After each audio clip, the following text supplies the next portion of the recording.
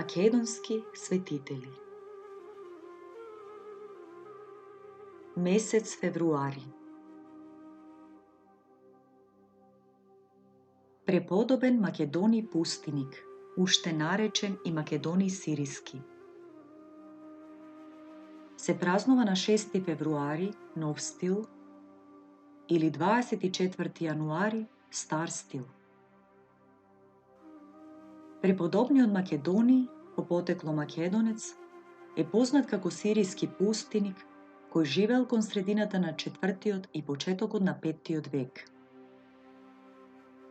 Аскетскиот живот го започнал талкајќи низ планините на Феникија, Киликија и Сирија цели 25 години, а потоа, избегнувајќи човечка слава, нашол за солниште во длабока јама и живеел на отворено во сириската пустина.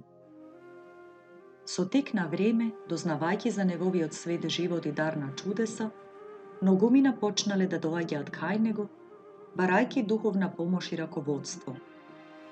Преподобниот продолжил да се подвизува во пустината, без соодветно живеалиште, се додека не остарел, кога по барање на народот се согласил да живее во малечка келија уредена за него.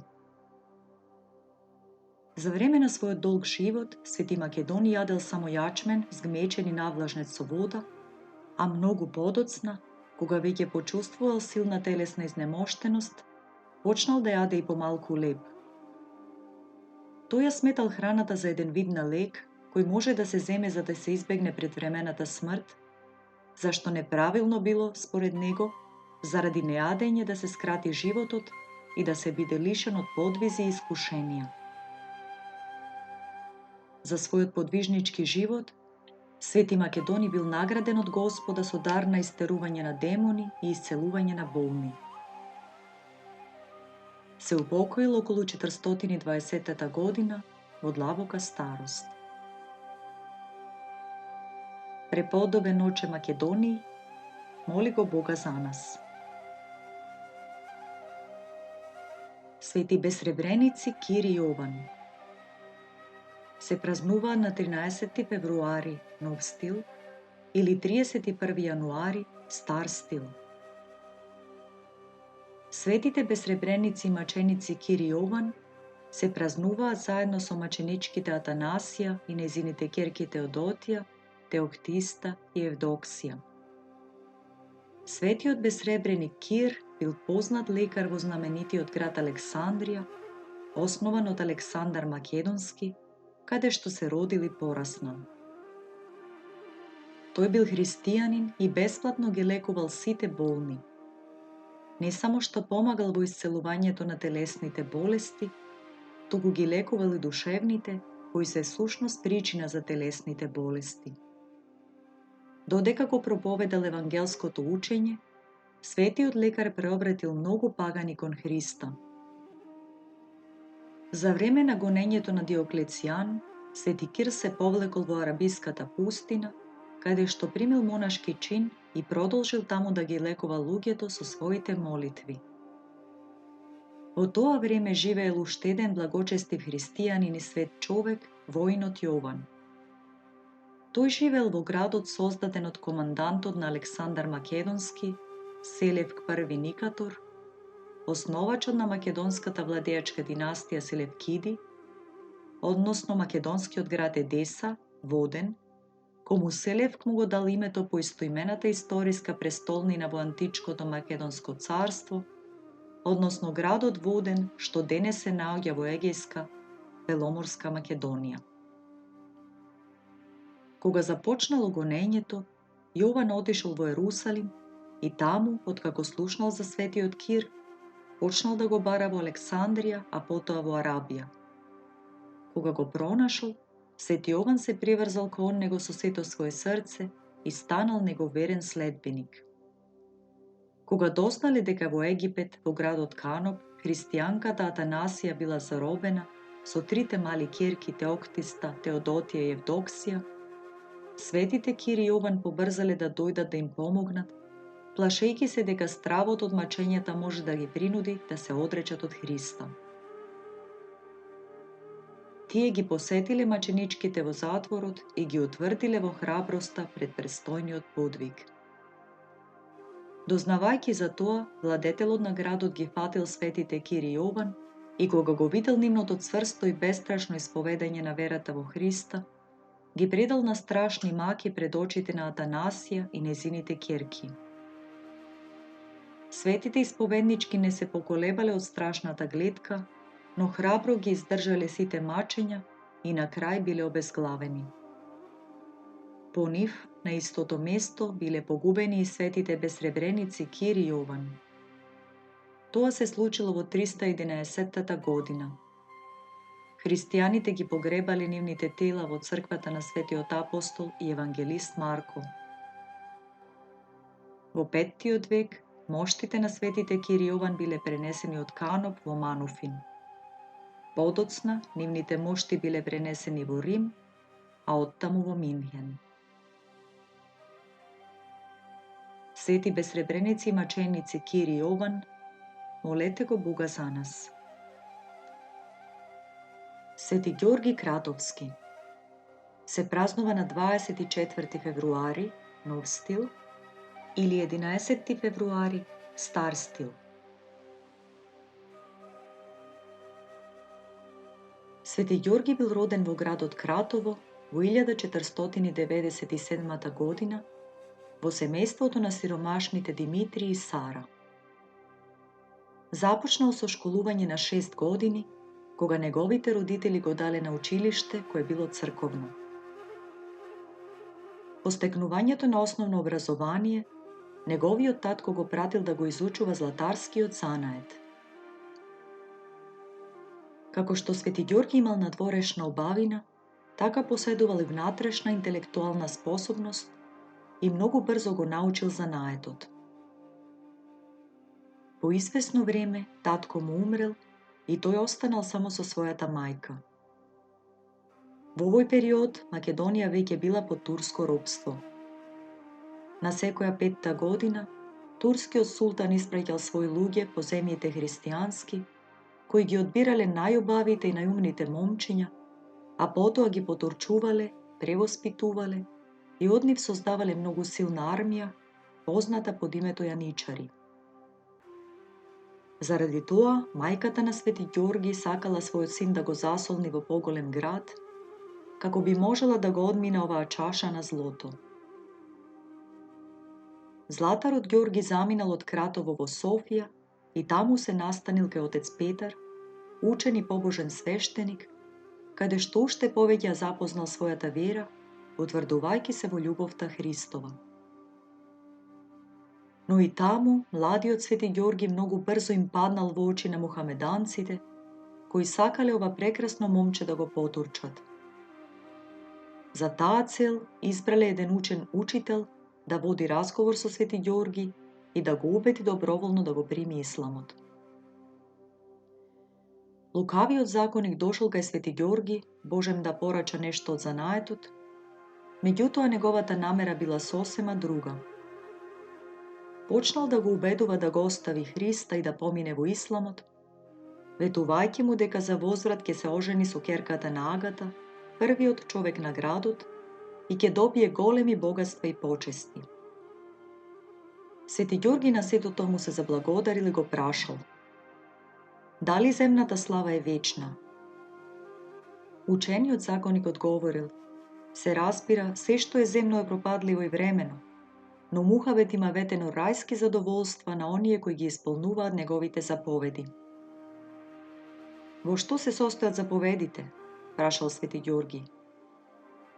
Во вистинската вера и телесната чистота, а чистотата бара редовно миење и молитви, одговорил законикот. Но ако човек, прашал Свети Ѓорги, живее блудно и ненаситно, се предава на телесните и стомачни задоволства, дали ќе биде примен во рајот? Соговорникот бил приморан да признае дека човек со извалкана совест и нечисто срце не ќе го наследи рајот, туку вечните пеколни маки. Одговорите и држењето на младиот Ѓорги го загрижиле турскиот законик, кој сметал дека тој по секоја цена треба да биде преведен во исламот или погубен. Затоа, недолго потоа отишол кај кадијата и го наклеветил Свети Ѓорги дека го напаѓа исламот и дека за турските великодостојници зборува дека ќе оделе во вечна мака. При тоа рекол дека ако не го сопрат да зборува, христијанството ќе почне да се шири во градот за сметка на исламот. Тогаш кадијата наредил да го повикаат Свети Ѓорги, Божем сака нешто да нарача од него. Свети Ѓорги сватил зошто е повикан, но сепак отишол, подготвен да сведочи за Христовата вера. Кога дошол пред кадијата, Свети Ѓорги веднаш бил убедуван да прејде во исламот. Но тој смело го прашал кадијата со што може да докаже дека искрените почитувачи на исламот уживаат блаженство. Кадијата му одговорил дека ним им се покориле многу царства на земјата и дека тоа било доказ дека Бог ги сака. На ова Свети Ѓорги му одговорил: и пред Мухамед ги покоруваа царствата со меч. Дали тоа треба да значи дека сите победители, иако безбожници, се по волјата Господова? Земната среќа не е мерка за вечноста. Кадијата му рекол дека нивниот законодавец Мухамед разговарал со Бог и дека од него го примил законот. На ова Свети Ѓорги одговорил дека нема докази за тоа и дека Мухамед не направил ниту едно чудо или пророштво како што тоа го направил Мојсей кога го примил законот Божи. Свети Ѓорги потсетил дека тогаш целата планина почнала да се тресе и народот сватил дека тој е избран од Бога. Потоа Свети Ѓорги искажал и други сомнежи кон исламот, што ги разгневило присутните муслимани. Кадијата наредил да го врзат и да го фрлат во темница. По извесно време дошол свештеникот Петар и ги замолил стражарите да го ослободат. Но тие му рекле дека ќе го ослободат само доколку се откаже од христијанството и помине во исламот. Тогаш свештеникот Петар го замолил нивниот старешина, кој покажал милост и го ослободил Свети Ѓорги на еден ден. Вечерта свештеникот Петар и Свети Ѓорги разговарале за новонастанатата состојба и свештеникот му рекол: Ѓорги, ти сега го прослави Господа како првомаченикот Стефан. Биди цврсти во иднина. Мачениците се слават во вселената. Свети Ѓорги му рекол дека се плаши, оти нема да го издржи огнот, а свештеникот Петар му одговорил: а ти помисли дека огнот во пеколот е пострашен. И што значи привременото страдање пред вечноста? Целиот наш земен живот пред вечноста е еден момент. Утредента Свети Ѓорги пак морал да се врати во затворот. Турците и натаму инсистирале тој да помине во исламот и да се откаже од Христа. Но тој не попуштил. Истовремено свештеникот се обидел да го подкупи кадијата за да го ослободи, но без успех. По една недела пак го извеле пред кадијата, кој дури му ветил дека ќе го направи наследник на својот имот доколку помине во исламот. Покажувајќи на својот роден син, тој го убедувал Свети Ѓорги дека ако се откаже од својата вера и се потурчи, во ништо нема да биде помал од неговиот роден син. Ако толку ме сакаш, тогаш остави ме да бидам христијанин, зашто мене не ми се потребни ниту богатство, ниту пак слава, велел Свети Ѓорги. Не барам од тебе да се одрекнеш од Христа, и јас го ценам Христос како пророк кој ќе им суди на луѓето, но ние уште го цениме и Мухамеда, бидејќи Бог му ги предал клучевите од рајот, му возвратил кадијата. Да му благодариме на Бога, рекол Свети Ѓорги, бидејќи признаваш дека Христос е Божи пратеник, кој треба да исуди на вселената. Но Мухамед со ништо не докажал дека е пратен од Бога. Пророците никогаш не прорекувале за него. Коранот е полн со басни. Зарем сетилниот рај што го нуди Коранот е вистински рај? Мухамеданците исполнети со злоба биле едногласни. Запалете го, зашто тој го навреди Мухамед, султанот и сите правоверни. Кадијата за последен пат му рекол да ги повлече зборовите, но Свети Ѓорги останал на своето. Тогаш присутните го извеле надвор, тепајќи го и плукајќи го. турскиот заптија наредил да направат клада и да го запалат. Додека го воделе по улиците на Софија, му пристапил свештеникот Петар и му рекол да ги издржи маките, затоа што го чека вечно блаженство. На плоштадот бил поставен куп дрва што бил запален. Таму му ја соблегле кошулата на маченикот и го турнале во огнот. Кога телото му се покрило со пликови, тие го извадиле и пакосно го прашале дали му е топло. Маченикот им одговорил: верувајте ми дека ништо не чувствувам, а за вас несреќни, готов е вечниот оган. Побеснети од ваквиот одговор, повторно го фрлиле во огнот. Неговото лице било свртено кон исток, конците со кои биле врзани неговите раце прегореле, а маченикот се прекрстил и силно извикал: Господи Исусе Христе, во Твоите раце го предавам својот дух. Тогаш некој од толпата го удрил со дрво по главата и Свети Ѓорги ја испуштил душата. Веднаш потоа, иако пред тоа било сончево, се наоблачило и заврнал силен дожд. Христијаните го прославиле Бога и побарале да го земат неговото тело, но турците не им го одале.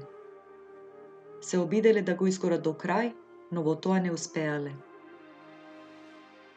Истата ноќ еден христијанин кришом го зел изгореното тело и го однел во соборната црква Свети Ѓорги. Утредента, свештеникот Петар отишол кај кадијата и го прашал дали можат да го погребат телото на Свети Ѓорги, што некој го донел во црквата. Кадијата му одговорил: Ѓорги е светец.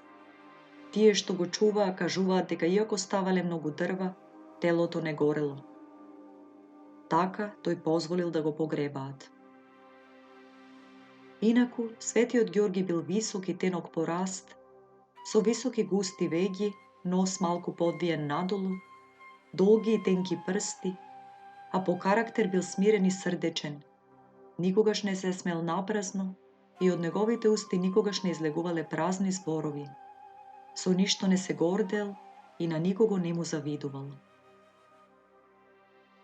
Овој свет маченик пострадал на 18 годишна возраст на 24 февруари 1515 година за време на султанот Селим.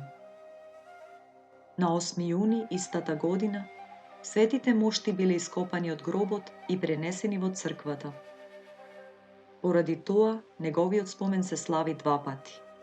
На 24 февруари, денот на неговата маченичка смрт, и на 8 јуни, денот на пренесувањето на неговите свети мошти.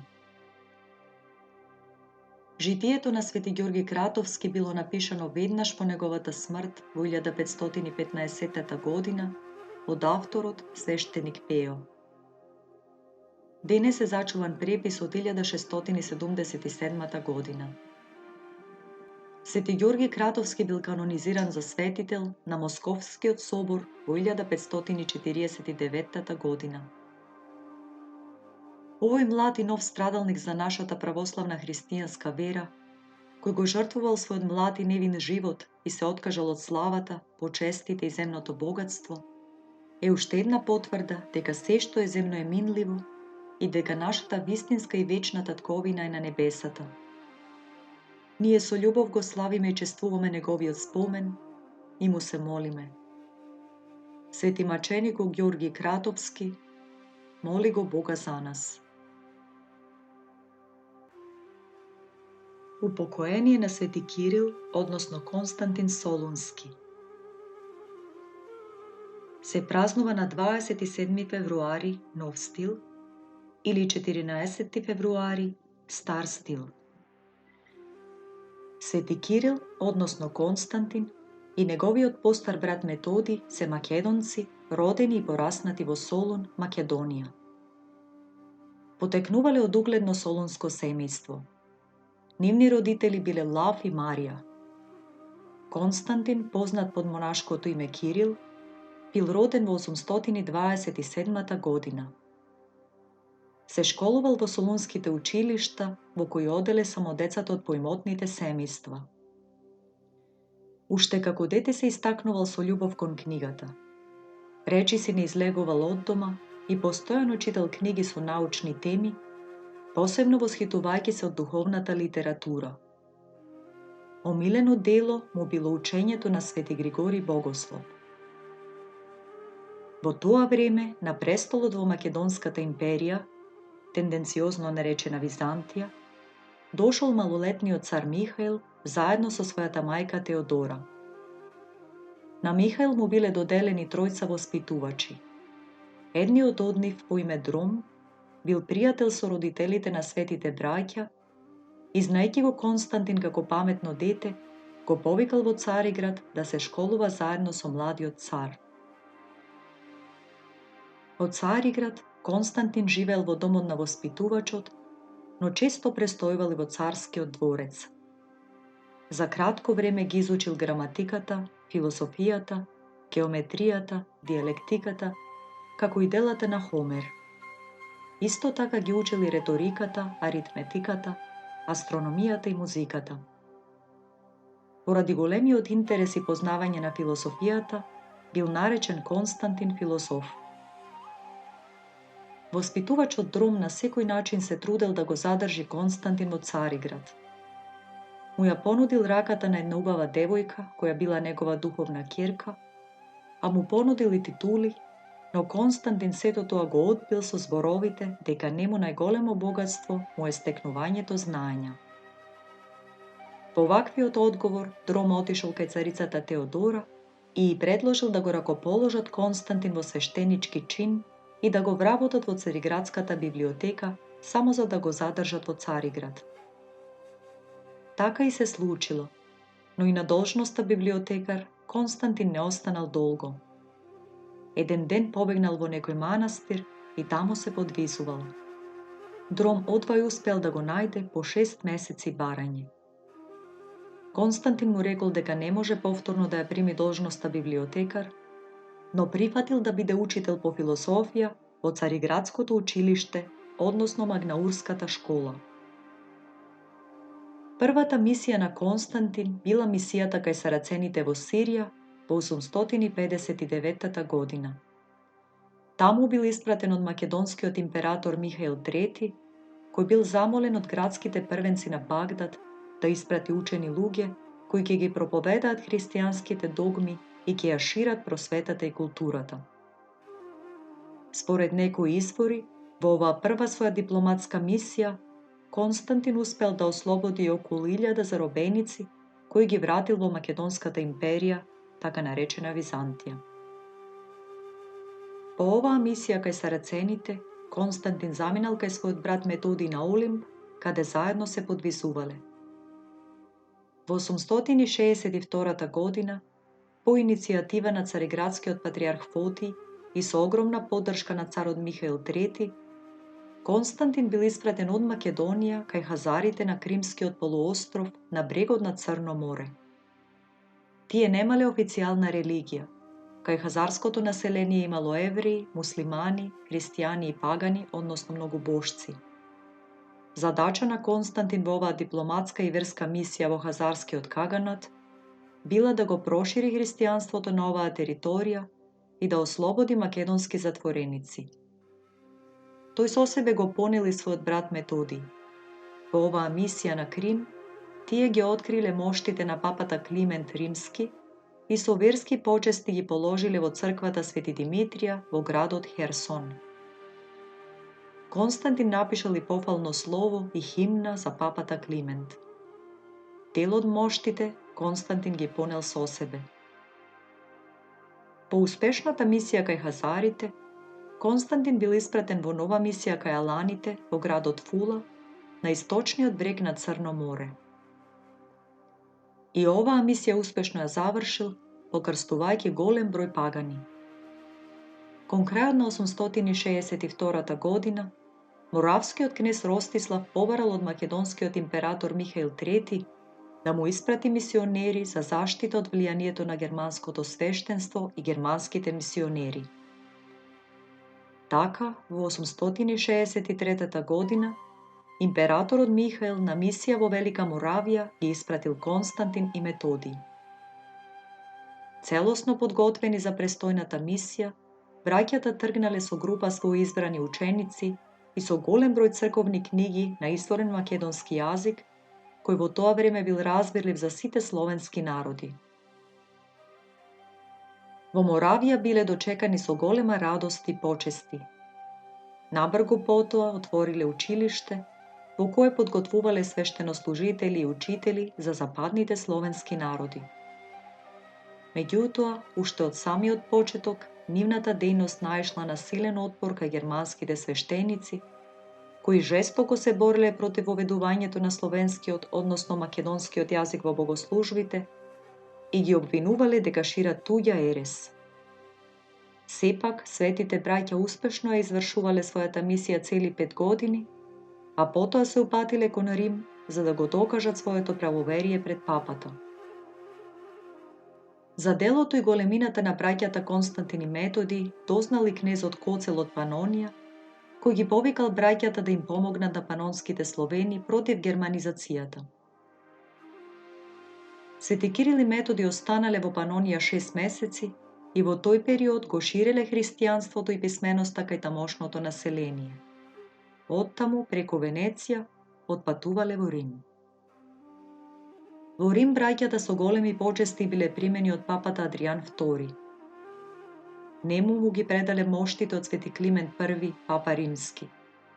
Поради мудрост и пожртвуваноста на Константин и Методи, поради нивната мисија за ширење на христијанството и поради честа која му е направиле на починатиот папа Климент I, папата Адријан II го признал делото на македонските црковно-просветни дејци како богоугодно и ги осветил словенските, односно македонските црковни книги.